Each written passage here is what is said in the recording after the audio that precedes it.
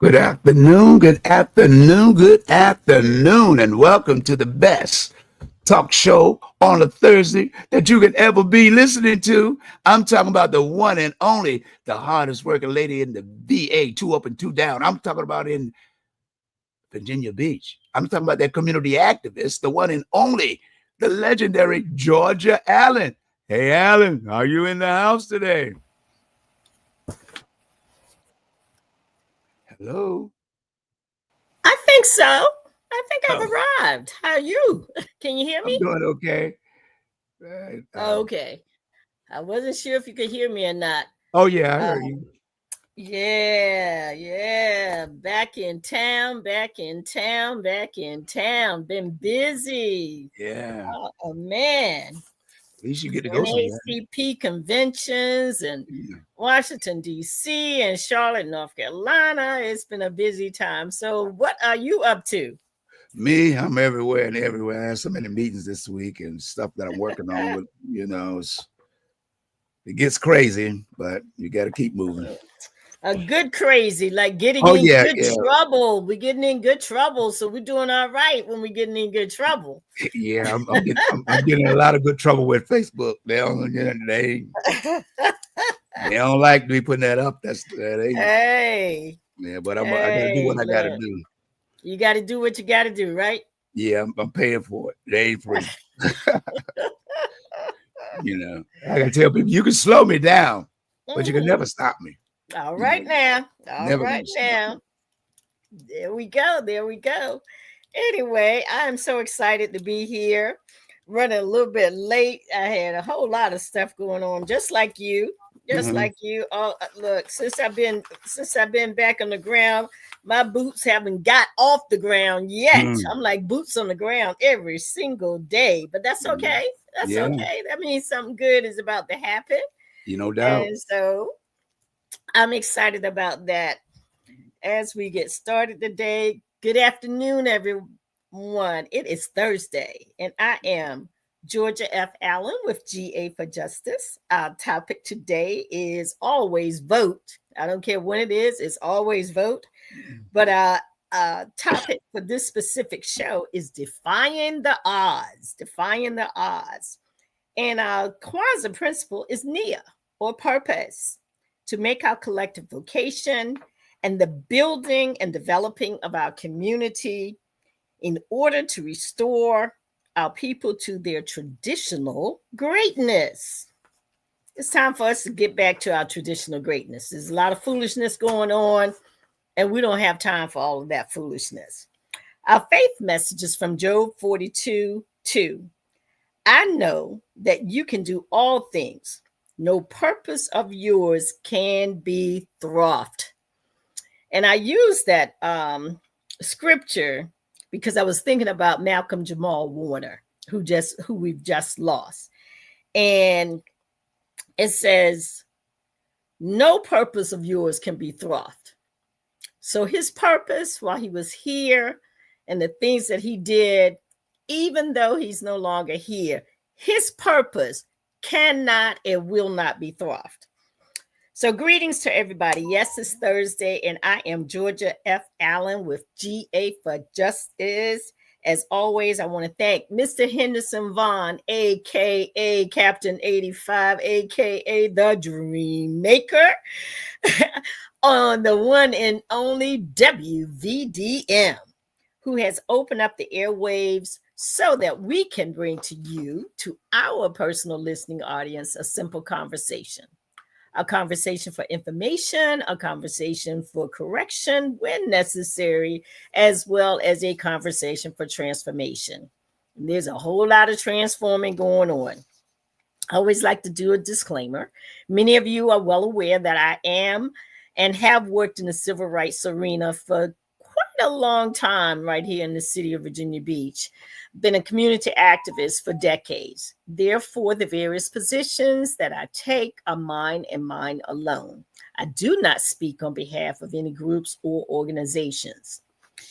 So, as we get started today, I thought about defying the odds because we've been going through a whole lot of challenges over the last few weeks, the last few months, the last few years. challenges coming at us from every, on every leaning side.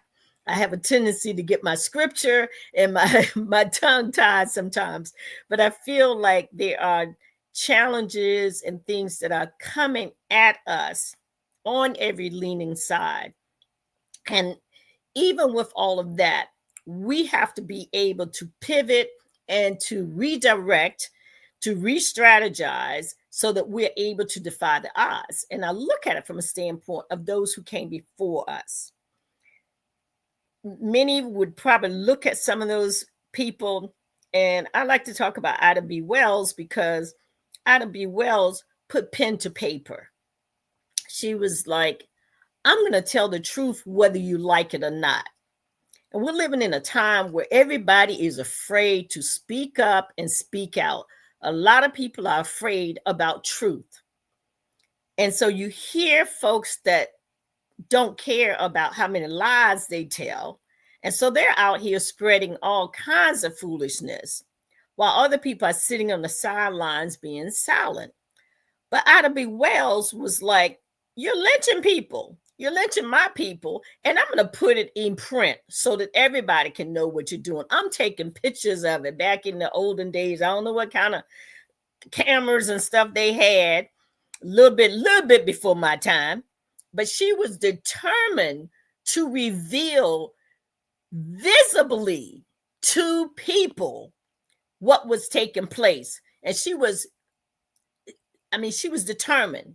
She was firm in her convictions, and she defied the odds. Yes, she had to move a few times, but when she moved, she continued to take the message. She continued to tell the truth. She continued to write her newspaper. She continued to put the pamphlets out on the street. And if she had to walk to get that information to people, she walked. If she had to mail it to get it to people, she mailed it. If she had to send it to other newspaper outlets, she did that.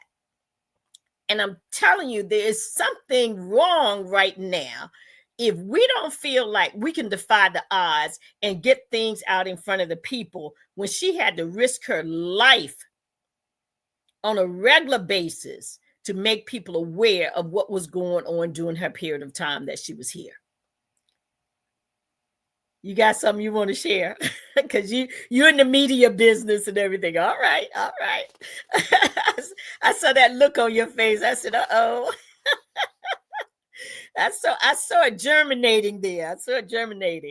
And so I take a look at us, and I want to remind us, as we look at defying the odds, we must recognize that we can't fix everything and everybody.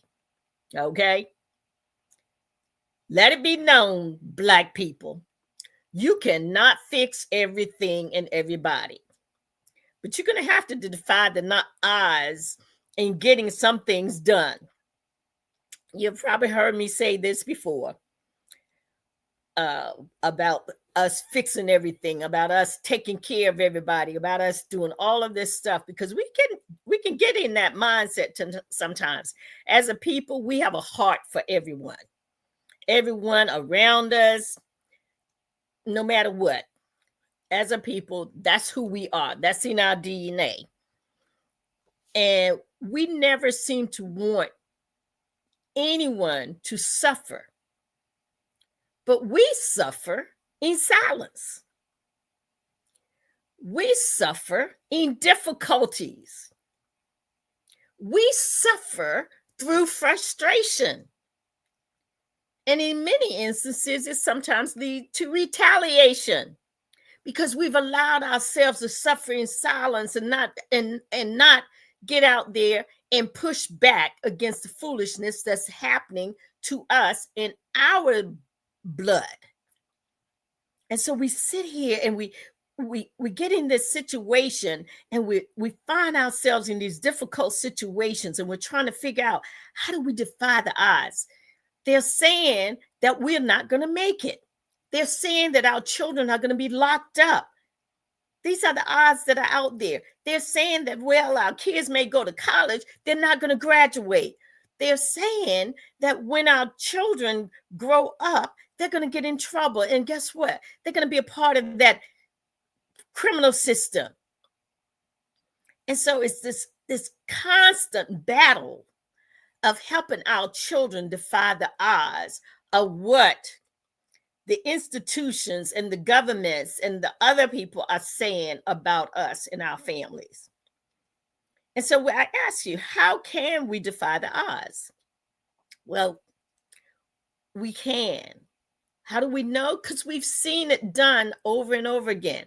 We saw it with Malcolm. Now, while Malcolm X may have gone to jail, while Minister Malcolm X may have gone to jail, he didn't waste his time being a part of the system. He spent his time. That was an investment of reading and understanding and gaining knowledge.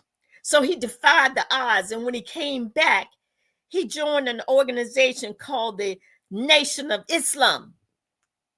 And he learned more about who he was. He even went so far as to travel to Mecca to learn more about who he is and who he was and who we are. So he defied the odds because he said, I'm not letting your truth be my truth. It's not going to happen. Your truth will not be my truth. I will make my own truth. As the KWANZAA principle says, to make our collective vocation, the building and the developing of our community in order to restore our people to their traditional greatness. Minister Malcolm understood that. So when he learned, he decided to pass that knowledge off to others so that they too could learn who they were, so that they too could be proud of who they are and not allow someone to determine. Don't ever let anybody determine who you are. You know, and so as he continued, he fought for justice. Not just justice in his own community of the Nation of Islam. He fought for justice for the people in the street. He fought for justice for the people in the community. My favorite part of the movie of Malcolm was when the police officers decided that they were going to beat somebody half to death. And Brother Malcolm said, not on my watch. And he marched his brothers in the street and he put his hand up and then he pointed. He put his hand up, everybody came into attention. When he decided that he wanted them to turn, he gave them the sign to turn. And when he decided he wanted them to march forward, he gave them the sign to march forward. But he was not going to allow that group of people to take one of his own. And what did they say? That's too much power for one black man. Well, ladies and gentlemen, those who are in the audience today, whether you're listening now or whether you're listening later, we have the power. We have the power. We just need to use it in the right way. That's all we have to do. That's all we have to do. We have to come together on one accord, working together on behalf of our community. And it's not as difficult as we might think that it is. It really isn't. It is not as difficult as we think it is. I was listening to Brother Greg Carr, Dr. Greg Carr of Howard University. I know I have a lot of Hampton University people that listen. So HU down here is the HU. But I do have to say what what university he's affiliated with. And they were having this strong conversation with regards to President Obama, and he should have done more, and he should have done this. were getting elected as the first Black president in the 21st century, he defied the odds, ladies and gentlemen. He did. As the first Black president in the 21st century, he is president number 44. That means there was 43 before him, none of whom looked anything like him.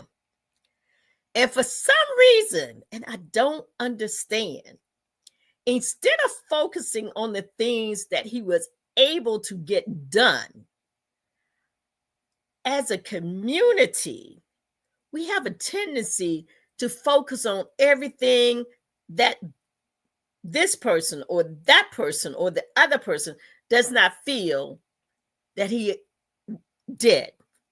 They want to focus on all the things that were not done under his administration.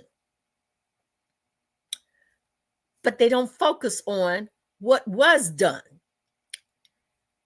And when I thought about it, I was like, now, what if the talking heads, even from our own community, that doesn't mean that they should never, ever say anything that they think could have been done better.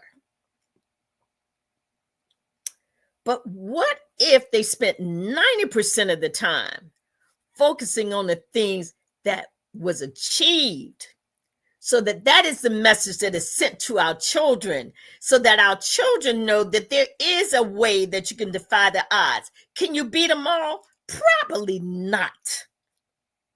Probably not.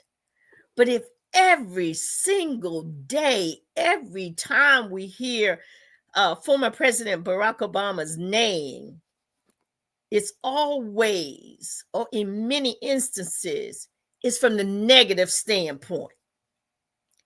Now, that doesn't mean that I don't feel like I should hold him accountable, because I do. And there are things that I feel like he could have done better. Some simple, easy, and some not so simple or easy. However, I don't think that moves us down the football field. I don't think it gets us across the finish line. And I definitely don't think it's going to cause us to gain a touchdown.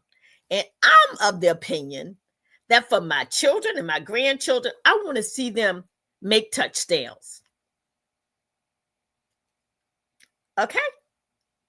And so I have a little trouble. And again, that's that other HU. That's not the HU down here that I'm hearing the voices from. I'm hearing it from those people up in Washington, D.C. And of course, they are a lot closer to Congress and to that White House and to both the Senate and the U.S. House of Representatives than we are down here in Virginia Beach. However, I have yet to see any real benefits from this constant barrage of how many different ways can I talk about what didn't get done, or why didn't he do things this way? Why didn't President Obama do things that way?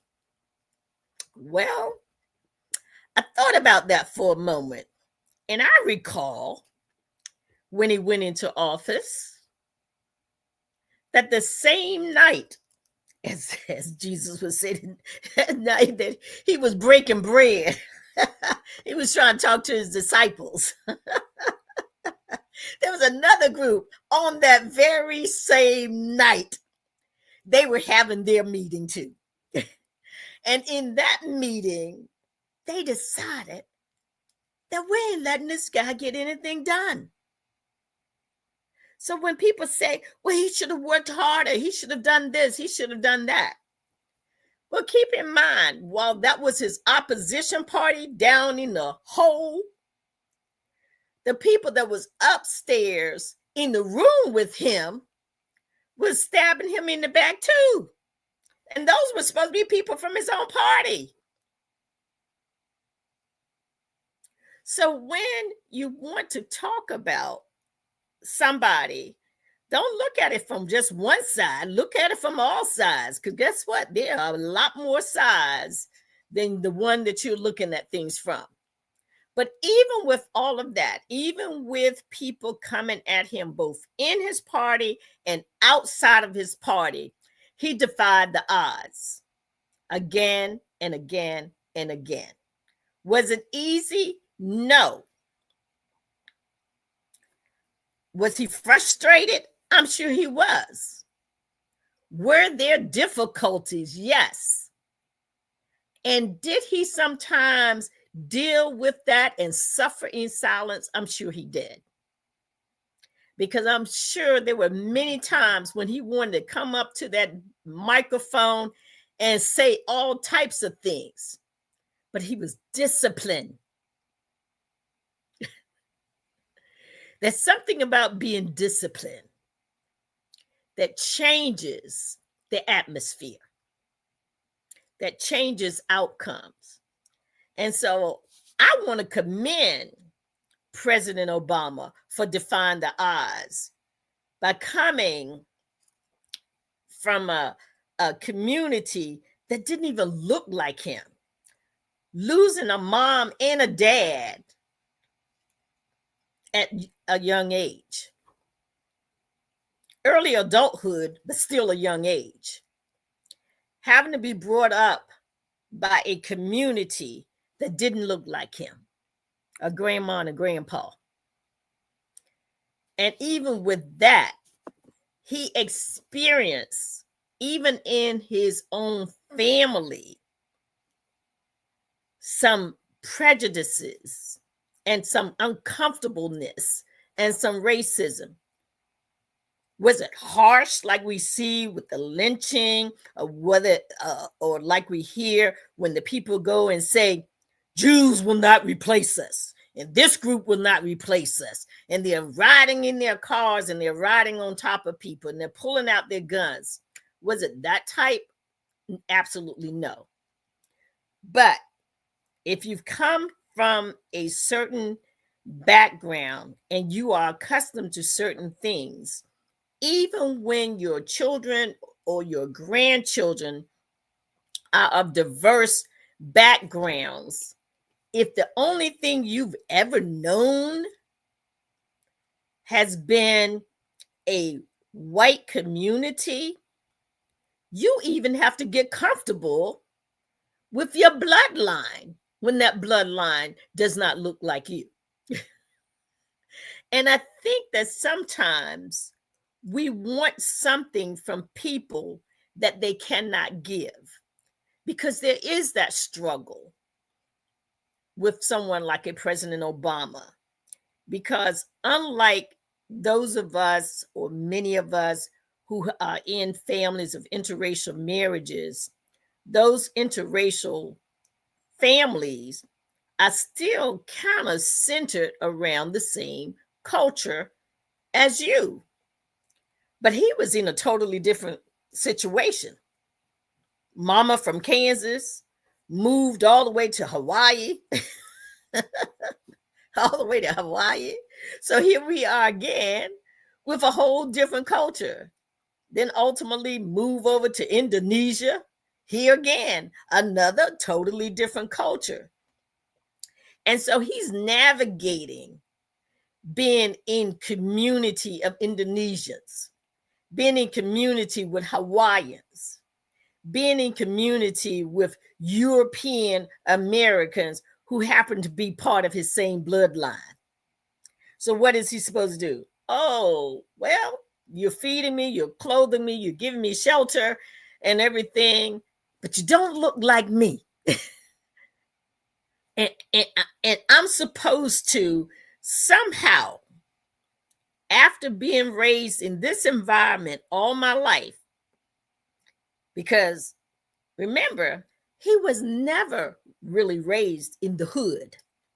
So he was never really raised in a situation where someone who may grow up in New York and they're from an interracial family, but they still have their boys around them, or they still have their sisters around them. They still have their bros around them. Okay? That's very different And I don't think people truly understand all the various odds that President Obama defied. Think about that for a moment. Think about trying to defy the odds of being a person born into a multi-racial family. Because his sister is half white and half Indonesian. He's half white and half African. That's a little different than young people that we see growing up in school, going to school with us, next door to us, living next door to us, and everything. And I don't think that Black America has grasped what this looks like.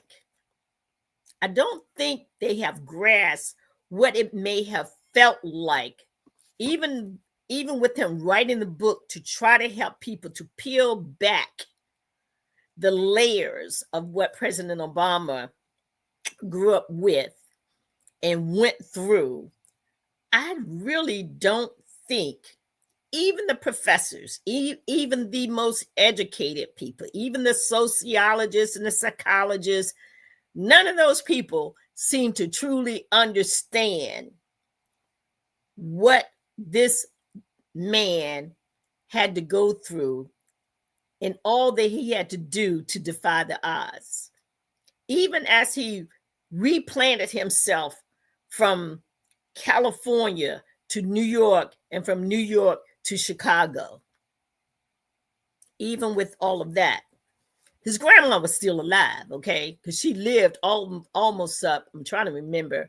Seems like she passed away either just before he got elected or following his election and all. But this woman was in his life the whole time. She was an older woman. So it wasn't like he was around a young person growing up. Also, he was separated from his mom for a period of time as she stayed in Indonesia and worked to help other communities who were suffering. So I'm trying to understand why people don't seem to grasp how President Obama was defying the odds in his particular situation. And again, he inherited one of the worst outside of probably FDR economies when he came into office. He also had a constant bombardment of people attacking him and his entire family. They didn't just attack him. They attacked his wife. They attacked his children. And he had to get through all of that. He had to defy all of those different types of odds. And even after getting elected, he continued to be attacked on all sides, on every hand. And somehow, as he's sitting in these rooms and trying to negotiate with these people that he knows hate him, not because of anything that he has done, not because of anything he's done wrong, not because of any of his policies. They have made a decision up front from day one that we're going to hate him and we're going to do everything in our power to destroy him. And somehow Black America believes that this man who really does not have a community surrounding him, not a real community surrounding him. Let's keep it real. Okay. His wife, she could identify a real community surrounding her because those were her blood relatives, her uncles, her aunts, her mom, and people like that, her brother. All of those people could be a community. The people she went to school with, that would be a full community. The neighborhood she grew up in, that could be a full community. He grew up in many neighborhoods. He lived in many places. There's a break in all of that I don't think that as a community we actually see. Again, we can somehow find in our hearts of hearts to support and help everybody around us. But somewhere there's a brokenness that won't allow us to help one another, won't allow us to speak kind about one another, won't allow us to encourage one another. And I know many people say, well, he should have done more. He should have done this. He should have done that.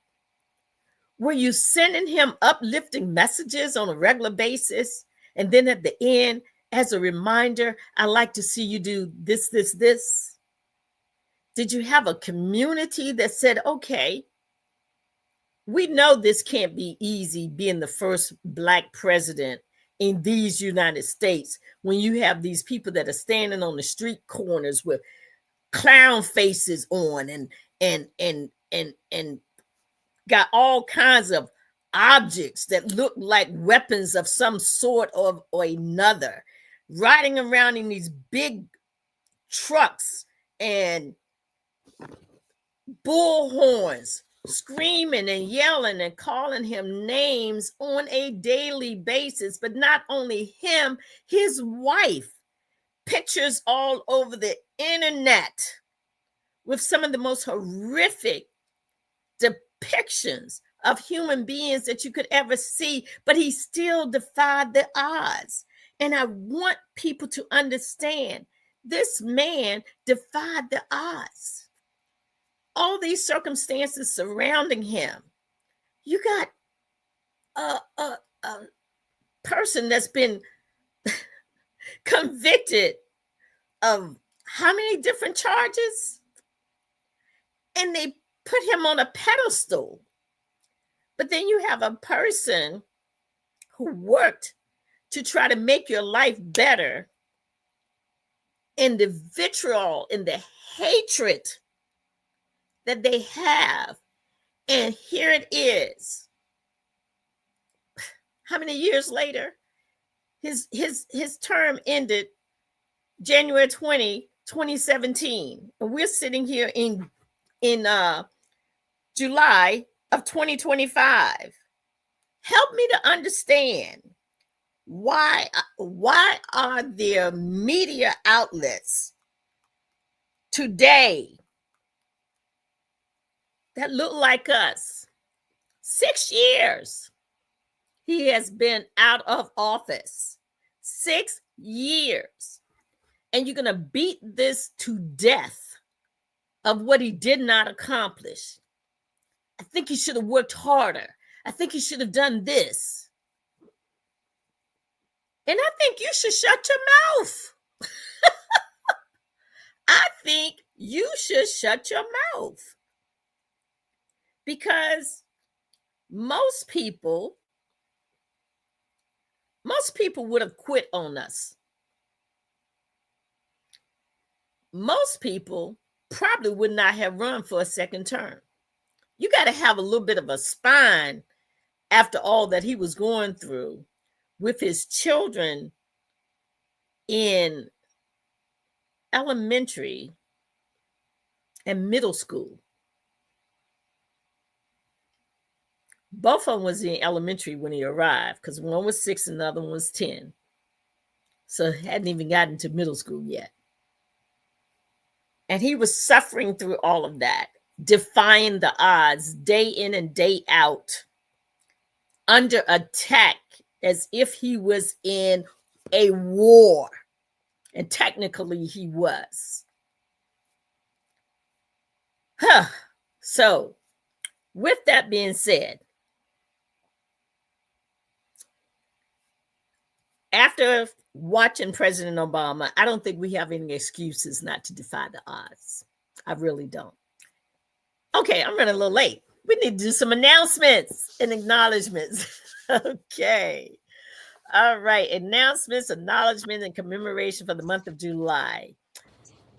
Okay. I'm going to talk about everybody else and I'm going to bring Malcolm up last.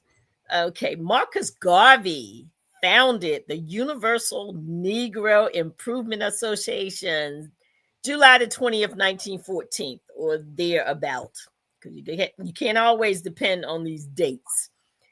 Marcus Garvey was a phenomenal man. He was determined to make the Black community stronger. He fought for justice. He fought to move us back to Africa.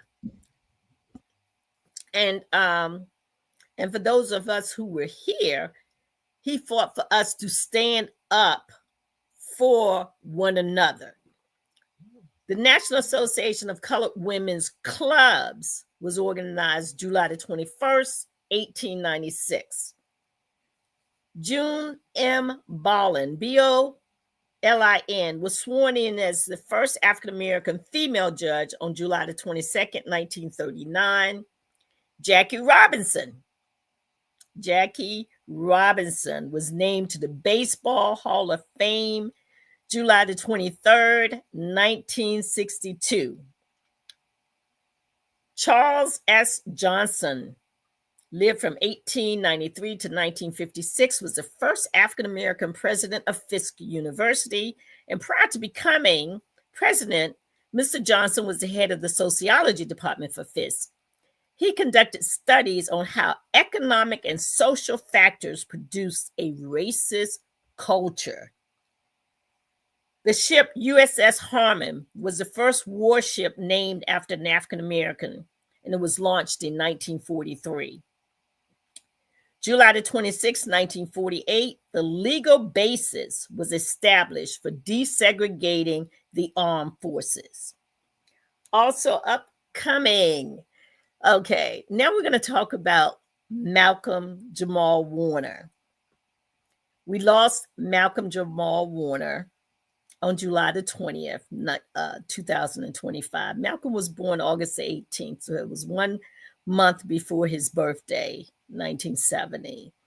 He was an actor, artist, a director, and he was a spoken word champion. And I'm going to also conclude the show with him, but I did want to mention his name in the announcements, and we're going to bring him back at the end of the show. And I'm going to do the final upcoming events that we have coming up. Parks After Dark is coming up in 3 locations. Williams Farm Park, and they always are Thursday, Friday, and Saturday, and these events last from 6 to 10. Every Saturday at these 3 locations is a movie night. Do you have the Parks After Dark flyer? Okay. Yeah, I try to email it to you.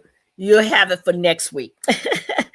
Okay, so it's at Williams Farm Park, College Park, and Rosemont Elementary.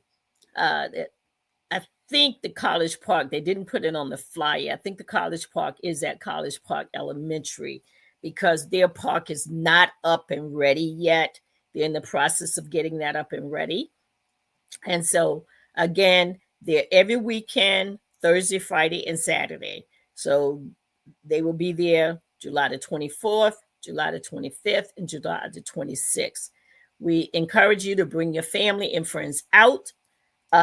They do provide food. You come in with your family and you go up to the table, you get your ticket, and the ticket will allow you to get a meal and a drink. So we do encourage you. This is something that the city of Virginia Beach is offering. And the reason why this is so very important, it gives your young people an outlet of places to go, something to do, and it doesn't cost you and your family anything. Again, every Saturday evening is a movie night. So you can bring your lawn chairs, you can sit out and watch the big screen and enjoy these activities. Again, it's sponsored by Parks and Recreation, and we encourage you to participate. Each night it lasts from 6 p.m. to 10 p.m. So if you're not doing anything and you're in Virginia Beach and you're trying to find something for your children to do, you can go to the Parks After Dark tonight from 6 to 10 p.m. or Friday night, 6 to 10, and Saturday night from 6 until 10. And always Saturday is movie night. And they do let you know what movie is going to be playing. So keep up with it. Go online, pull up Parks and Recreation, and find out what's going on in your local community. All right.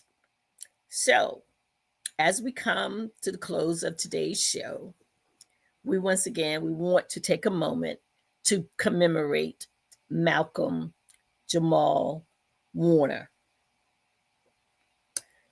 someone who has been a part of many of our lives for at least 41 years.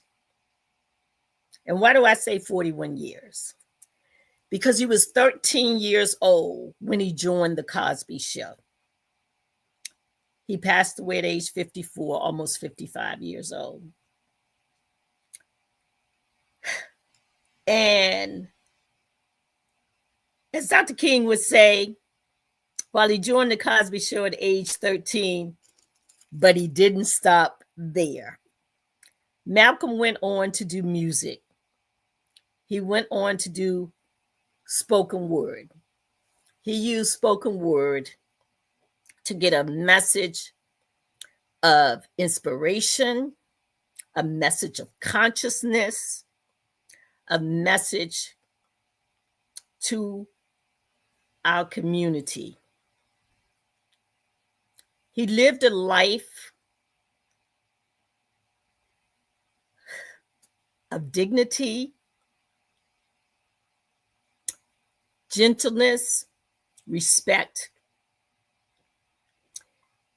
and he helped other young actors, childhood actors, understand what it meant to be in the business. He studied the business. He understood how long your show could be on the air before you began to get royalties from that show. And so he was on numerous shows. Excuse me. This one is hard for me. Okay, we hear of losses all the time, but this young man is only a few years older than my children, so this one is a tough one for me. And it was so shocking because of the unexpected loss. It wasn't like a loss where you knew that an actor was sick. This was a situation where this young man had been working in the industry again since he was 13 years old. He had been working in the industry. Excuse me. I'm sorry. And he did a lot of things. While we remember him as Theo, he also directed several of the Cosby Show's episodes. So he did more than just act. He was also a director. Malcolm Jamal Warner, he had several albums, jazz and the spoken word podcast. And around this time, he was beginning to get more and more messages out about consciousness. Kind of reminds you of Bob Marley. Bob Marley would sing and try to encourage people about consciousness. He wanted to help to educate the people more. And so he would share through his spoken words. I don't really want to call it rap because if you listen to it, it's very defined. It's the information that he puts out is educational. And as I said before, for me, it's inspirational. But he is walking people through what it takes and what we must do to be better citizens, what we must do to encourage the next generation. He takes you through and he walks you through identifying those things that are harmful to us and how we should act, and how we should respond. He was not a reactionary, but he did respond to the things that were not in the best interest of the people. One of the things that I loved about him, I just saw another video of interviews and things where he's talking about why he did some of the things that he did. And he was speaking to Keisha Knight Pulliam, and he said that he was, I guess, vacillating a little bit with regards to the Bill Cosby situation, because he while he supported Bill Cosby, one of his statements was that he saw the harm when they started canceling the shows in syndication. And he said, Keisha said to me, but you got to remember all the people whose lives were impacted by the Cosby Show and not the incident that took place afterwards. All the people who were now going to college, all the people who had graduated from college because of us and because of the Cosby Show and because of a different world. And I'm just doing a synopsis, okay? So don't come back and say, well, she didn't say all of that, okay? She wanted him to understand, and he then took a different position. He said, after I spoke with her, he said it made sense. So he would no longer focus on that part of what happened, the loss of, revenue or anything like that, but he would begin to focus on the impact that the Cosby Show had made for generations of young people who began to go to college, generations of young people who graduated from college, the generation of young people who are now doctors and lawyers and teachers and educators and engineers and environmentalists. And so it changed his perspective. And that is something that we have to remember. From time to time, we may see things in one realm or one perspective, but sometimes we need to step back and look again and look at how we're thinking about something, look at how we're seeing things, and see if there's another way of looking at those things. With Malcolm Jamal Warner,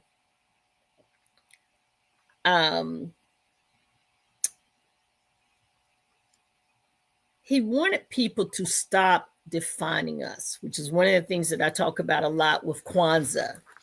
And he wanted to make sure that he was a messenger to define us, to name us, to create for us, self-determination.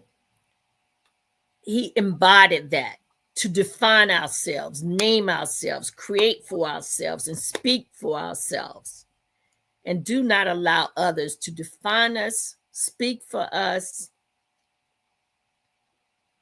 in any way, shape, or form. And so when I see Malcolm Jamal Warner, and although this has been troubling at best and very painful to deal with at this time, again, he was young. He was in the process building and growing his podcast. And so you ask yourself, what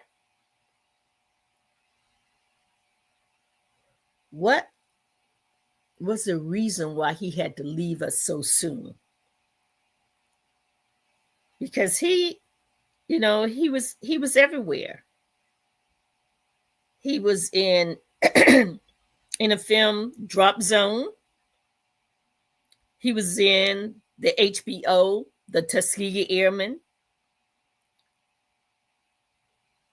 He appeared as a homeless man and touched by an angel. And he starred in an episode of The Fresh Prince of Bel-Air. He was everywhere. Later in life, he was in the show Malcolm and Eddie with Eddie Griffin on UPN. It was a sitcom and a comedy. He went on to co-star as Curdy Malloy in Jeremiah. And he was in that show from 2002 to 2004. He was the voice of the producer character on the Magic School Bus. And so he had a wealth of credits of work that he did. And I had forgotten until they mentioned it. He was in Suits. He never was on the set at the same time as Meghan Markle, but he was in Suits.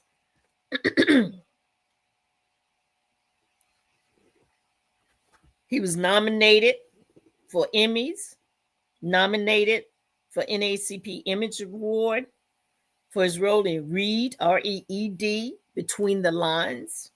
I don't know how he didn't win, probably because not enough of us voted. Because we have to vote from our computers or phones or whatever to help people win. And sometimes we don't show up. So it's important that we show up, because now I feel bad that I didn't make sure that he was one of the winners when they ask us, don't forget to vote for the Image Awards. Excuse me. But he starred in any number of shows.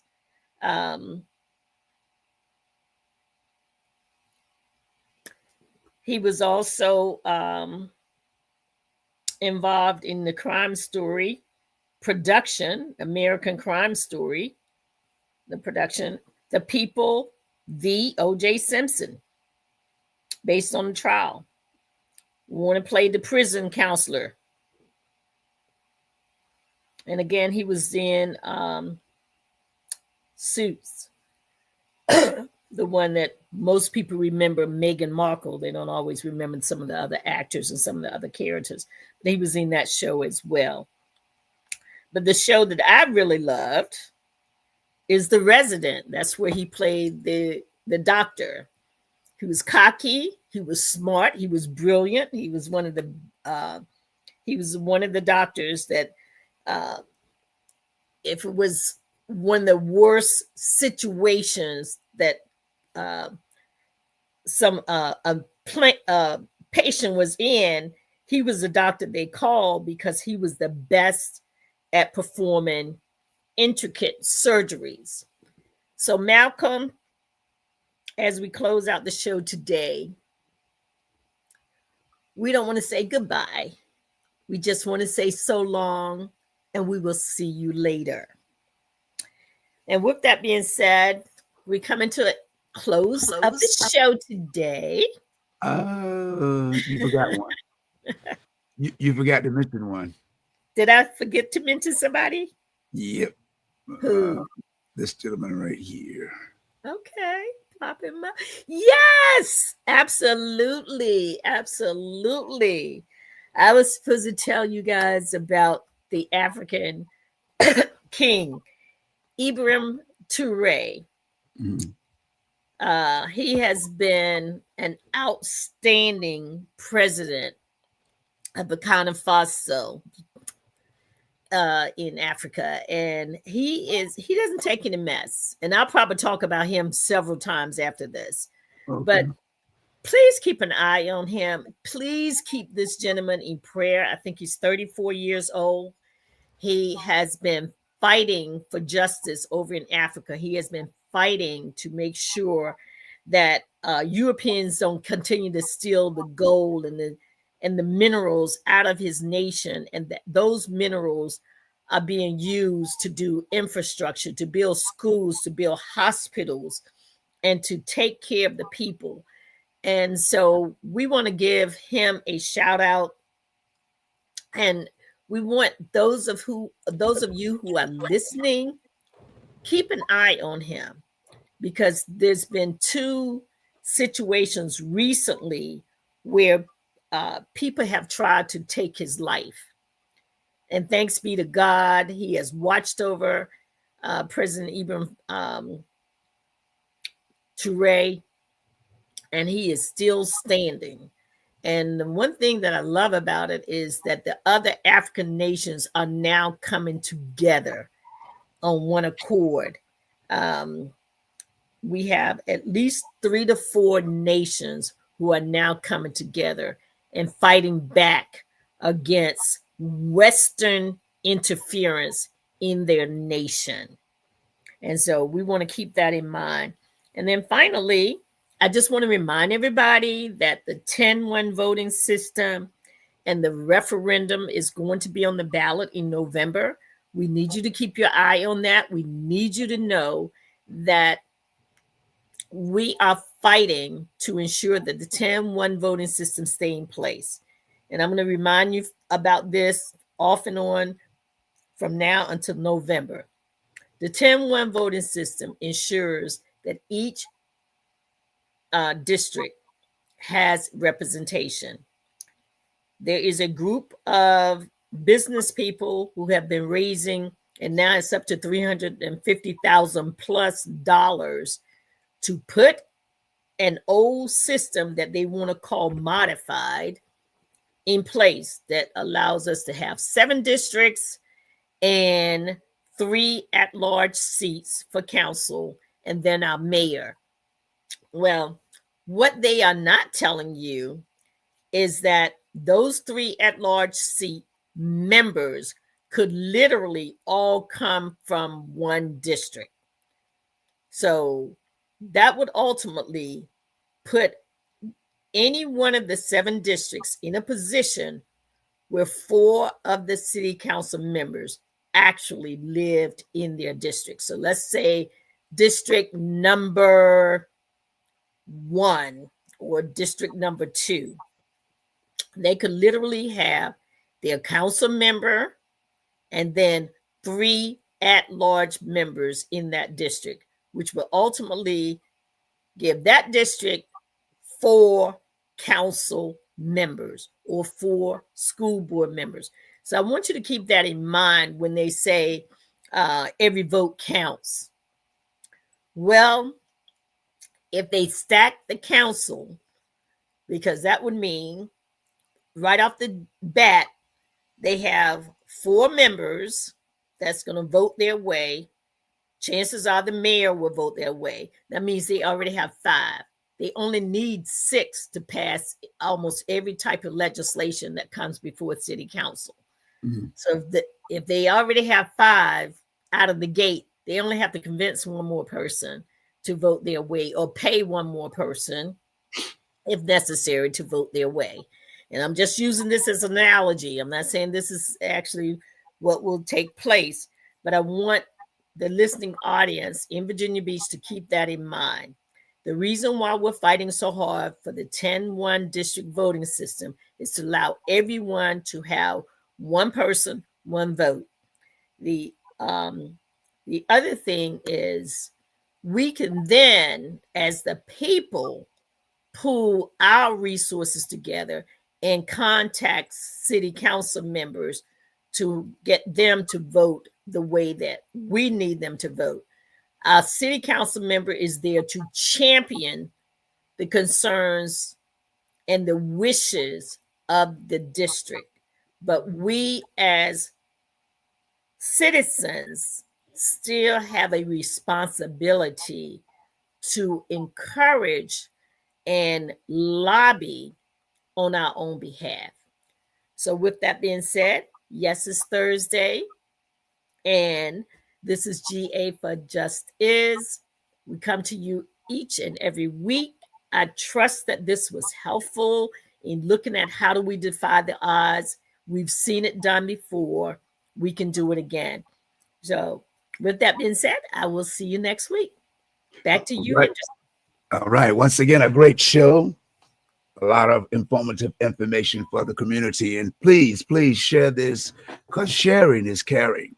And make sure you Instagram, Twitter, Facebook, email, text, and even call a friend and let them know GA for Justice has done it again. That's with Georgia Allen. Until next Thursday, we'll be back from 12 until 1. All Until right. then, bye-bye. Bye-bye. Take care.